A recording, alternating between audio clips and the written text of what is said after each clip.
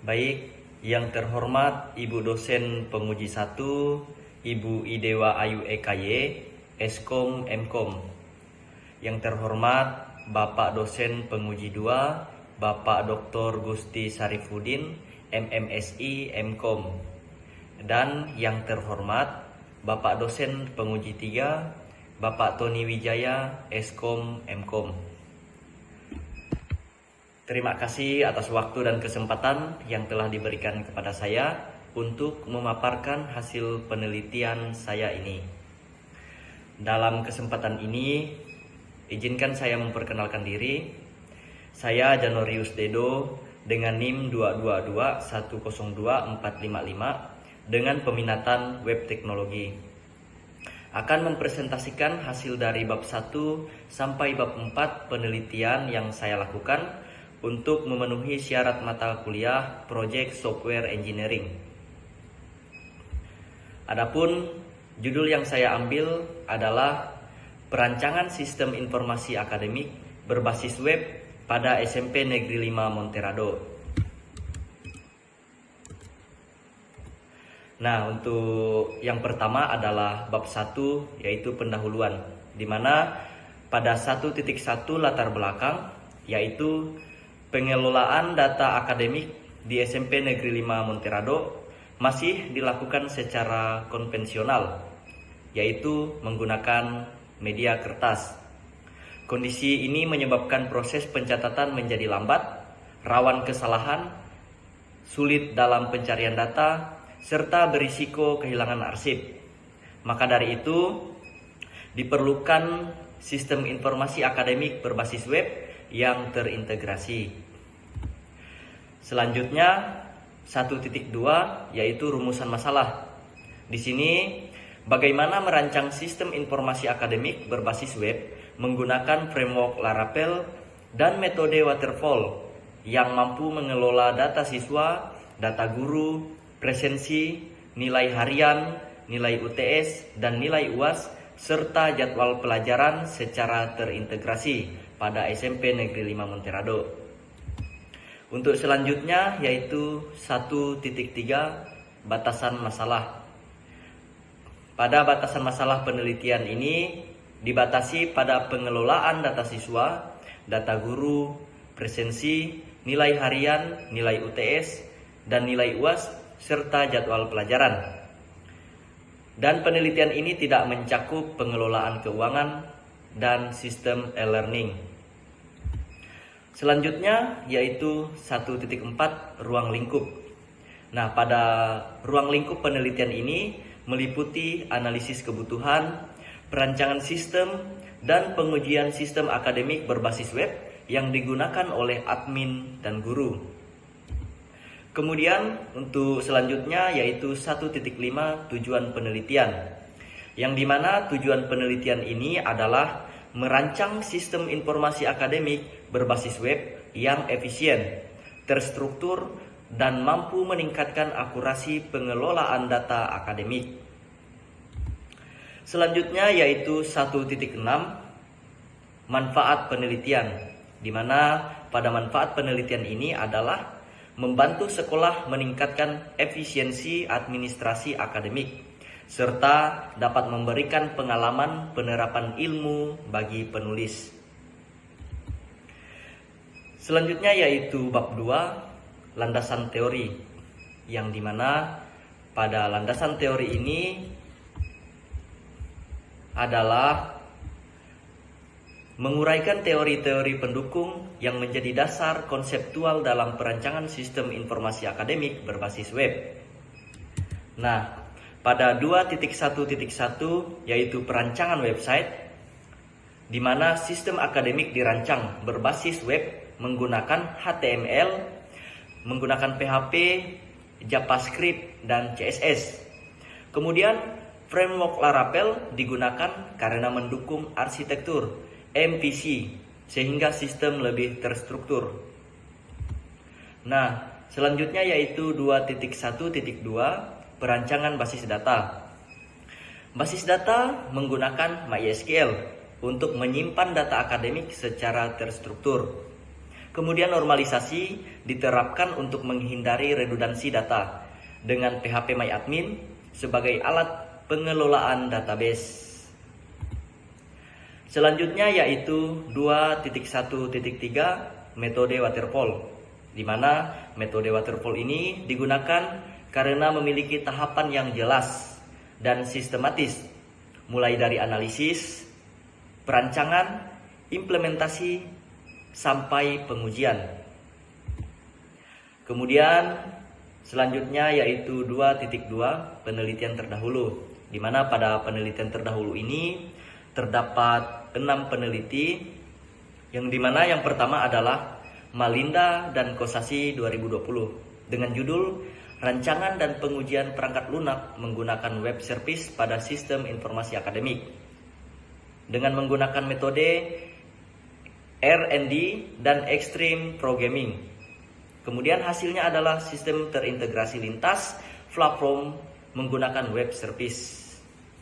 Lalu penelitian terdahulu yang kedua yaitu Nur Cahyati dan kawan-kawan 2021 dengan judul Perancangan Sistem Informasi Akademik Menggunakan EAP pada SMA Negeri 1 Menjalin dengan menggunakan metode Enterprise Arsitektur Planning. Kemudian hasilnya adalah Blueprint Arsitektur Data, Aplikasi dan Teknologi. Selanjutnya penelitian terdahulu yang ketiga adalah Lili dan Kosasi 2025 dengan judul Pemodelan Arsitektur Teknologi untuk Sistem Akademik di SMA. Kemudian menggunakan metode TOGAF ADM dan hasilnya adalah arsitektur teknologi berbasis cloud untuk integrasi sistem.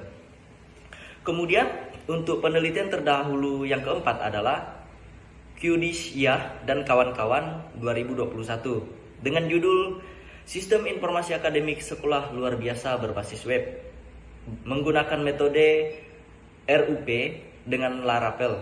Kemudian hasilnya adalah sistem mengatasi pengelolaan data manual dengan fitur lengkap yaitu guru, siswa, jadwal pelajaran, dan penilaian.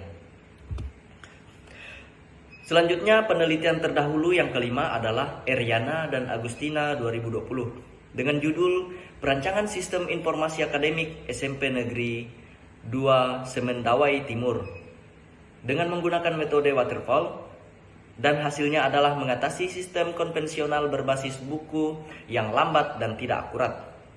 Kemudian untuk penelitian terdahulu yang terakhir atau yang keenam adalah Sulistiono dan kawan-kawan 2022 dengan judul Aplikasi Sistem Informasi Akademik Berbasis Web menggunakan metode waterfall dan hasilnya adalah aplikasi efektif menyelesaikan masalah pengelolaan data manual dan input nilai.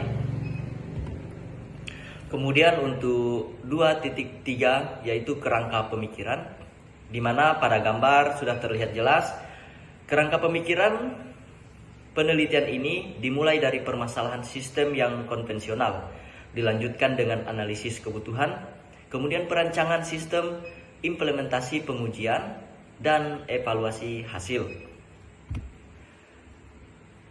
Lanjut yaitu bab 3 tinjauan umum SMP Negeri 5 Monterado, yang dimana pada 3.1 yaitu profil SMP Negeri 5 Monterado.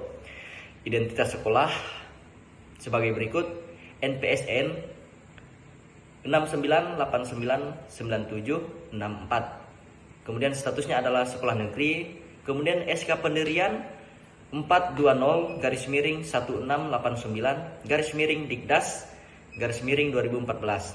Kemudian SK operasionalnya adalah 420-19/Dispendikdas/15 Juni 2015. Kemudian alamatnya berada di Jalan Raya Sendoreng, Dusun Sungai Petai, Desa Grantung, Kecamatan Monterado, Kabupaten Bengkayang, Kalimantan Barat. Nah, untuk pada bagian 3.2 yaitu visi dan misi, di mana visi mewujudkan peserta didik yang beriman, berprestasi, kreatif, dan inovatif. Kemudian misinya adalah meningkatkan ketakwaan terhadap Tuhan Yang Maha Esa, menumbuh kembangkan kepribadian, kesopanan, dan berbudi pekerti. Kemudian meningkatkan pembinaan bakat dan keterampilan melalui ekstrakurikuler. Lalu mengembangkan penggunaan media teknologi dalam era globalisasi. Selanjutnya meningkatkan kerjasama sekolah dengan lingkungan masyarakat dan orang tua. Nah, untuk selanjutnya yaitu 3.3 struktur organisasi, di mana pada gambar sudah terlihat untuk puncak organisasi yaitu kepala sekolah, kemudian mitra dan pendukung kepala sekolah, ada komite dan wakil kepala sekolah, kemudian administrasi sekolah yaitu tata usaha, lalu koordinator mulai dari kurikulum, kesiswaan, sarana dan prasarana, serta perpustakaan. Kemudian untuk unit pendukung ada UKS, bendahara gaji, kemudian bendahara BOS. Dan untuk pembinaan siswa ada guru BK dan wali kelas. Nah, untuk selanjutnya yaitu 3.4 uraian tugas dan tanggung jawab. Pertama adalah kepala sekolah, tugasnya pengelolaan operasional dan evaluasi sekolah. Kemudian wakil kepala sekolah membantu pengelolaan kurikulum dan administrasi. Lalu komite memberikan pertimbangan dan dukungan kebijaksanaan. Lalu untuk tata usaha adalah administrasi dan pengarsipan data. Kemudian untuk kurikulum, mengelola dan mengevaluasi kurikulum. Untuk kesiswaan adalah pembinaan dan kegiatan siswa. Lalu untuk sarana dan prasarana yaitu untuk pengelolaan fasilitas sekolah. Kemudian untuk perpustakaan mengelola koleksi dan literasi. Lalu untuk UKS adalah pelayanan kesehatan bagi siswa. Kemudian untuk bendahara yaitu pengelolaan keuangan. Lalu selanjutnya guru BK untuk konseling dan pembinaan mental siswa. Lalu yang terakhir adalah wali kelas untuk monitoring perkembangan siswa. Nah, selanjutnya yaitu 3.5 adalah tata laksana sistem berjalan. Pada gambar sudah terlihat yaitu alur sistem konvensional di mana guru mata pelajaran mencatat nilai dan presensi di buku catatan. Lalu kemudian wali kelas melakukan rekapitulasi konvensional per kelas. Lalu tata usaha input ke arsip konvensional dan menyusun rapor. Sistem akademik yang berjalan saat ini masih bersifat konvensional sehingga kurang efisien dan berpotensi menimbulkan kesalahan data. Kemudian pada bab 4 yaitu metodologi penelitian, di mana pada 4.1 bentuk dan metode penelitian. Penelitian ini merupakan penelitian terapan dengan metode pengembangan sistem waterfall. Lalu pada 4.2 metode pengumpulan data, di mana di sini ada dua yaitu data primer untuk observasi langsung proses pengelolaan akademik, kemudian wawancara dengan kepala sekolah, wakil kepala sekolah, kurikulum, staf TU, guru dan wali kelas. Kemudian metode yang kedua adalah data sekunder, yaitu untuk studi kepustakaan, yang dimana adalah buku, jurnal, artikel ilmiah. Kemudian yang kedua adalah studi dokumentasi untuk profil sekolah, kurikulum, format administrasi. Nah, untuk 4.3 yaitu teknik pengumpulan data, di mana teknik yang digunakan meliputi observasi langsung proses akademik dan wawancara dengan pihak sekolah. Selanjutnya adalah 4.4 yaitu metode analisis dan perancangan, di mana pada 4.4.1 adalah analisis sistem. Pada penelitian ini, analisis dilakukan untuk mengidentifikasi kelemahan sistem akademik pada SMP Negeri 5 Monterado yang sedang berjalan pada saat ini. Kemudian pada 4.4.2 yaitu perancangan sistem. Sistem ini dirancang berbasis web menggunakan framework Laravel dan database menggunakan MySQL. Lalu selanjutnya adalah 4.5 yaitu alat pemodelan, di mana alat pemodelan yang digunakan antara lain ARD dan DFD, kemudian flowchart untuk menggambarkan alur sistem. Lalu selanjutnya yaitu 4.6 metode pengujian. Pada penelitian ini, pengujian sistem dilakukan menggunakan metode black box testing untuk memastikan fungsi sistem berjalan sesuai kebutuhan.